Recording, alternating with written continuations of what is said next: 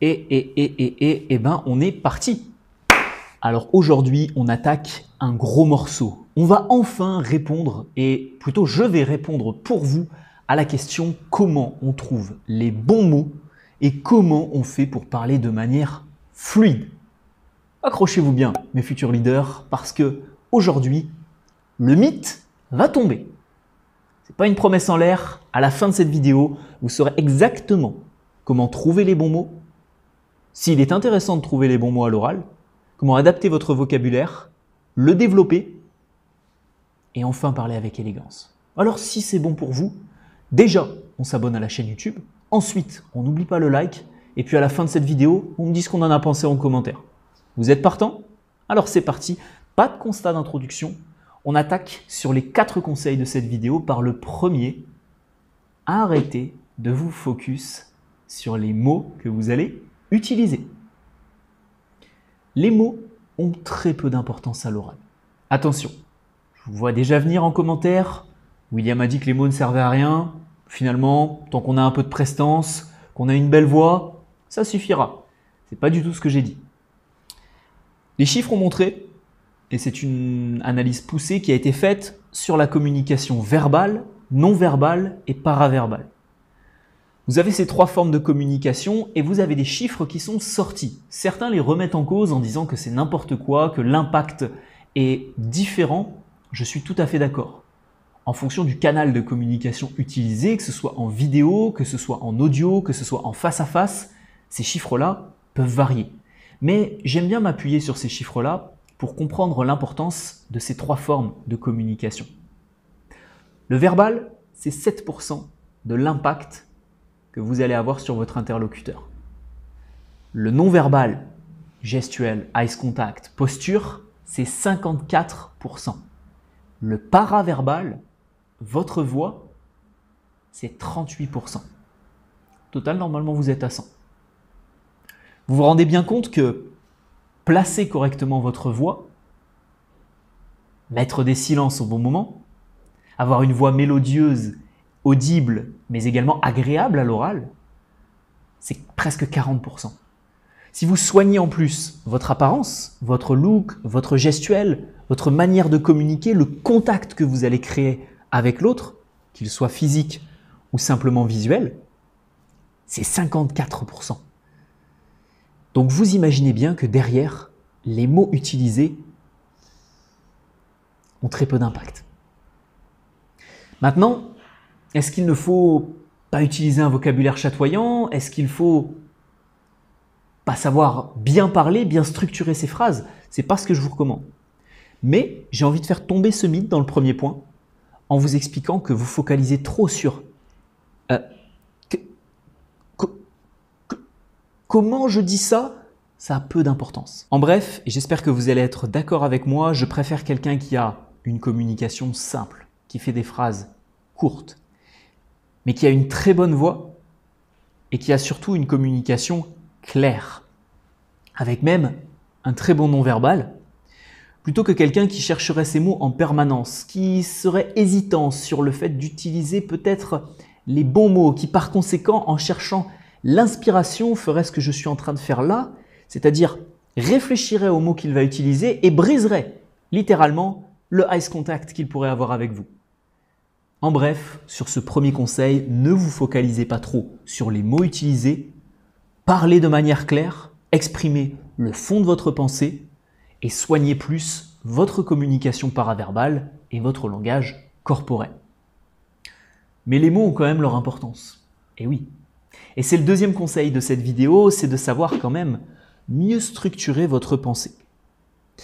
Pour ça, il y a des astuces que je donne, notamment dans ma formation Storytelling 2.0, on en parle souvent depuis cette fin d'année, parce que c'est un programme vraiment très intéressant pour vous, que j'ai mis à jour en 2023 et qui vous permet de structurer vos phrases, structurer vos réponses en vous basant sur l'art du storytelling et en étant capable, avec 1 ou 2 idées, de structurer une histoire intéressante ou une réponse intéressante sans y appuyer une histoire concrète. La chose la plus compliquée à faire à l'oral, c'est de raconter une histoire et une anecdote. parce que tous les éléments doivent être dans l'ordre, parce qu'il y a vraiment une chronologie à suivre, parce qu'il y a des éléments marquants, il faut bien utiliser sa voix, bien utiliser son non-verbal. Et c'est ce que je vous propose de découvrir dans Storytelling 2.0. Si vous arrivez à maîtriser cette compétence, vous structurerez vos idées de manière plus claire et plus simple. Donc laissez-moi simplement vous présenter. Le storytelling est un outil puissant et redoutable. Laisse-moi te l'enseigner afin d'exploiter pleinement son potentiel dans ta communication. Au sein d'une méthode secrète qui s'appelle Storytelling 2.0, je vais t'apprendre à structurer tes propos plus facilement, devenir plus captivant à l'oral pour te faire écouter quel que soit le message que tu aies à transmettre. Mais surtout, je vais t'apprendre à trouver les bons mots dans ton discours. Cette formation est idéale pour les personnes qui aimeraient justement apprendre à être écoutées, à raconter des histoires, à faire de bonnes présentations personnelles car chaque jour, vous serez amené à communiquer, à raconter vos vacances, des anecdotes, des projets qui vous tiennent à cœur, des passions personnelles ou des expériences de vie. Ne laissez pas votre communication gâcher ces moments, ne laissez pas votre communication entacher votre personnalité. L'art du storytelling va aussi vous permettre d'être plus captivant et écouter quand vous parlez. Ça va également vous aider dans votre communication de tous les jours pour structurer vos propos, trouver les bons mots et savoir mettre de la profondeur dans ce que vous allez raconter. Au sein de cette formation complète, vous allez avoir tous les outils dont vous avez besoin, que ce soit des leçons de formation avec des exercices concrets, que ce soit des commandements à respecter pour être certain d'avoir un bon storytelling, des analyses d'orateurs poussées, des structures avancées, en veux-tu en voilà, pas seulement la structure narrative que vous connaissez tous, des ressources PDF, des fiches d'aide à la formation, des quiz pour évaluer précisément votre niveau au sein du programme. En bref, j'ai mis à votre disposition tous les outils nécessaires pour maîtriser cette compétence redoutable. Tout ça, ça se retrouve au sein du programme Storytelling 2.0. Je laisse les plus ambitieux d'entre vous découvrir la page de présentation, mais surtout saisir cette opportunité pour votre communication. Allez, vous avez regardé la pub, je vous donne une petite astuce qu'il y a dans cette formation. Pour structurer une réponse claire et improviser une réponse à l'oral, seuls les meilleurs retrouveront ce conseil-là. Je vous recommande de commencer toujours votre phrase par « je pense qu'il y a 2 éléments importants » ou « je pense qu'il y a 3 éléments phares ». Quelle que soit la question qu'on vous pose, vous arriverez à retrouver ces 2 ou ces 3 éléments.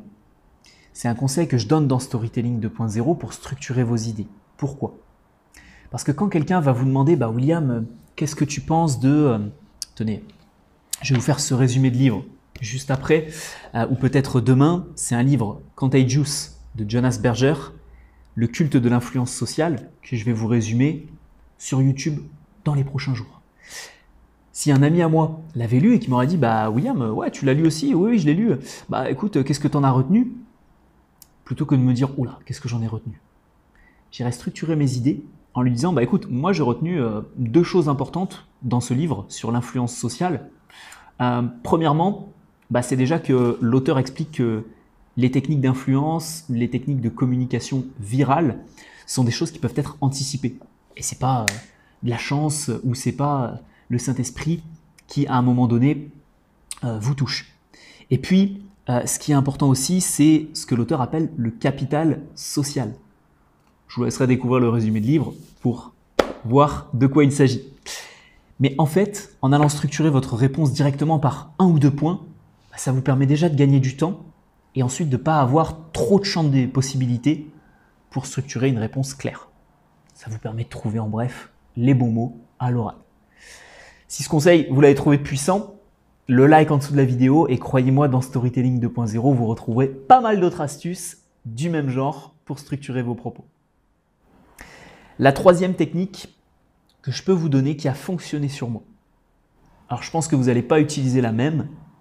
Ça va être de pratiquer l'écriture créative. Pour ma part, et pour vous donner un conseil vraiment pratique, et pas un conseil comme ça tiré du chapeau, ça a été la rédaction de Alors, j'ai pas envie de me planter sur le nombre d'articles que j'ai écrits en 5 ans, mais je crois que sur tous mes sites différents, parce que oui, je n'ai pas que Charisme Développement en site internet, j'ai dû écrire 100, 200, 300, 400, 500, plus tous les articles invités que j'ai écrits sur des médias, sur des blogs connus, sur les chroniques du web, etc. 550, 600 articles au total, plus 3-4 e-books complets en vente sur Amazon. Vous imaginez bien que de la rédaction, j'en ai fait énormément. Les emails que je vous envoie, c'est moi qui les écris. Bon, les posts Instagram, etc., il n'y a pas de description. Mais tout ça, bah forcément, c'est de l'écriture. C'est de l'écriture créative.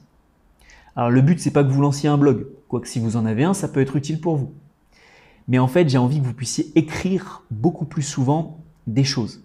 Et pas que des SMS, wesh, genre, salut, ça va. Non, des choses concrètes, des choses longues pour vous permettre de vous habituer à la formulation des phrases et des mots. Moi, j'ai une particularité, c'est que j'écris comme je parle. C'est-à-dire que forcément, c'est quelque chose qui va énormément m'aider. Si vous avez un style d'écriture qui est différent de votre style de communication orale, ça vous aidera dans une partie un petit peu plus mesurée. C'est-à-dire qu'à l'écrit, vous utiliserez peut-être plus d'adverbes, des tournures de phrases différentes que vous ne pourrez pas reproduire à l'oral parce que ce sera trop lourd et trop complexe. Mais à mon sens, ce troisième conseil sur la pratique de l'écriture créative pourra forcément vous aider. Donc, écrire régulièrement dans un journal, un blog, écrire des histoires fictives, pourquoi pas? Écrire la trame d'un livre. Vous achetez un calepin, vous créez une histoire et vous écrivez une histoire. Peut-être que vous ne publierez jamais ce livre. Peut-être qu'un jour, vous aurez le courage de le publier sur Amazon. C'est gratuit et vous pourrez peut-être le vendre et en être fier. Mais le but, c'est que vous puissiez explorer le champ des possibles à l'écrit. Et le quatrième conseil que j'ai à vous donner pour trouver les bons mots facilement, avoir une élégance plus prononcée à l'oral, ça va être de garder une forme de constance dans votre communication. Vous ne me suivez pas? Vous voyez pas ce que je veux dire par là? Eh bien, c'est pour ça qu'il faudra écouter le détail de ce conseil. La constance dans votre communication, qu'est-ce que c'est? C'est votre capacité à exprimer le fond de votre pensée, quel que soit le milieu dans lequel vous vous trouvez. Que ce soit l'environnement, que ce soit les interlocuteurs, peu importe. Oui, je vous recommande dans certaines vidéos de vous adapter à votre interlocuteur, au milieu social, au champ lexical de la personne, à ses compétences, à son QI, à son intelligence sociale et émotionnelle, bref, de vous adapter un maximum pour que le message puisse être clair pour votre interlocuteur. Maintenant, le problème, c'est que de passer d'une communication très familière, en famille, avec des amis, à une communication très professionnelle, à une communication d'élite et à une communication vraiment très chatoyante avec d'autres personnes, ça risque de vraiment vous perturber. Et donc, moi, je vous recommande de trouver votre style, de vous adapter beaucoup plus, peut-être d'adapter aussi votre environnement à votre manière de communiquer, pour faire en sorte d'être plus fidèle à vous-même dans votre quotidien. De cette manière-là, vous ne passerez pas d'une communication A à une communication F à une communication Y. Et justement, ce triangle infernal pourrait vous faire perdre votre français. Restez fidèle à vous-même, exprimez le fond de votre pensée, utilisez-le avec votre style de communication. Et si vous voulez aller plus loin pour définir votre style, pour savoir qu'est-ce qui vous correspond, quels sont vos points forts, vos points faibles dans votre langage, le mieux que je puisse vous proposer, c'est la petite formation gratuite qui s'affichera juste là. C'est une formation qui a été suivie par plus de 26 000 personnes à l'heure actuelle et qui se compose de 2 ressources. Une vidéo pour travailler votre communication gratuite de 5 exercices pour aller plus loin que cette vidéo-ci et un bilan diagnostic directement avec moi ou un membre de mon équipe pour analyser votre communication et voir comment l'améliorer. Cette ressource est gratuite et disponible à la fin de chacune de mes vidéos. Si vous n'en avez pas encore pris l'accès, eh bien ça se passe juste ici ou dans le premier lien dans la description de la vidéo. Vendredi prochain, Bah, on se retrouve encore, mes futurs leaders. Et oui, c'est pas encore la fin d'année. On se retrouve pour une vidéo un peu spéciale. On est sur le Black Friday, vendredi prochain. Donc je vous réserve une bonne petite surprise. Je n'ai pas encore décidé le sujet de cette vidéo, mais j'ai envie de faire une vidéo en extérieur. Après, vous savez, c'est compliqué parce que j'avais un stabilisateur pour le téléphone, mais pas pour la caméra encore. J'hésite un petit peu au sujet de cette vidéo. J'aimerais vraiment faire quelque chose d'assez atypique. Et donc, on se retrouvera vendredi prochain pour cette vidéo un petit peu spéciale à l'occasion du Black Friday. La formation gratuite se retrouve juste là. Je vous souhaite un excellent week-end. Travaillez bien votre vocabulaire et les mots que vous allez employer. Et je vous dis à vendredi prochain.